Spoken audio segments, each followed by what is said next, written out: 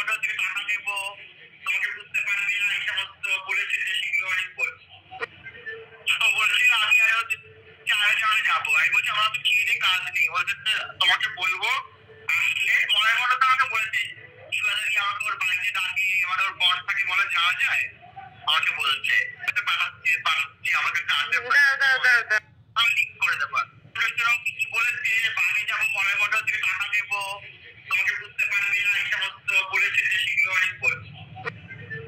বলছি আমি আরো 4 জনে যাবো। আমি বলছি আমার তো খেয়ে কাজ নেই। বলছে তোমাকে বলবো আসলে মনে মনে তো আমাকে বলেছে এবার কি আমাকে ওর বাড়িতে ডাকিয়ে এবার ওর বর থাকে বলে যাওয়া যায়।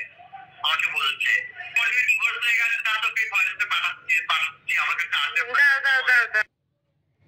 বন্ধুরা বন্ধুরা বন্ধুরা তোমরা কি শুনে এলে? এটা গঞ্জের গাধি গন্ডার হিড়িম্বার প্রেম লীলা।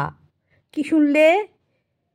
একজন থার্ড জেন্ডারকে নিয়ে যাবে বারে, মলয় মণ্ডলের কাছ থেকে টাকা নেবে, ঠিক আছে, এবং ওর অরিজিনাল ভয়েসও আছে বন্ধুরা।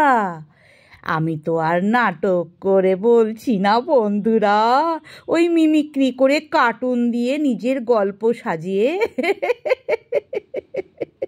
কর কর, নিজের সত্যিটা ঢাকবি কি করে রে হিড়িম্বা? নিজের সত্যিটা ঢাকবি কি করে? তোর কুকীর্তির কথা আর বলিস না, বুঝতে পেরেছিস?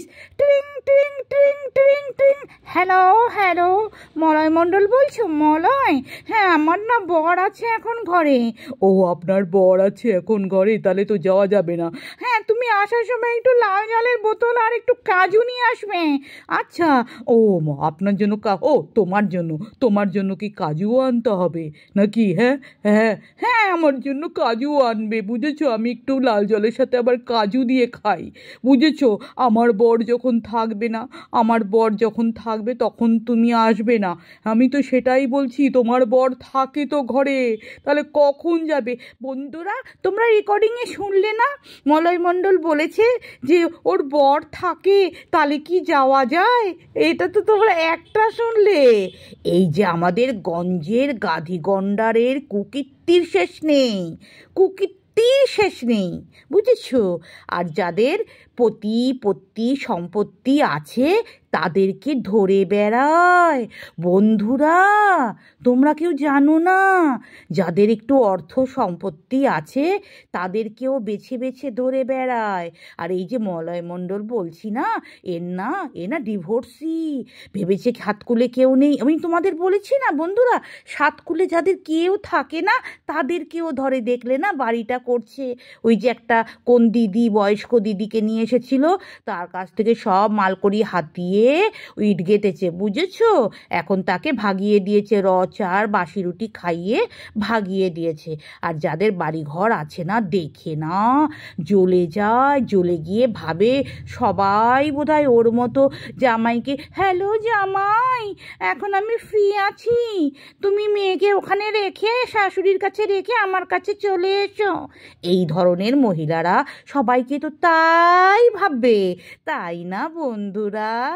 হ্যালো মলয়, তুমি কোথায় আমাকে ছেড়ে চলে গেলে মলয়? আমার এই দোতলা বাড়িটাও হচ্ছে, একটু টাকা পয়সা কিছু দাও মলয়।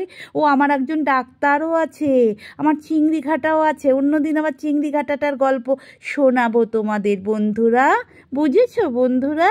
চলো হাম্বা।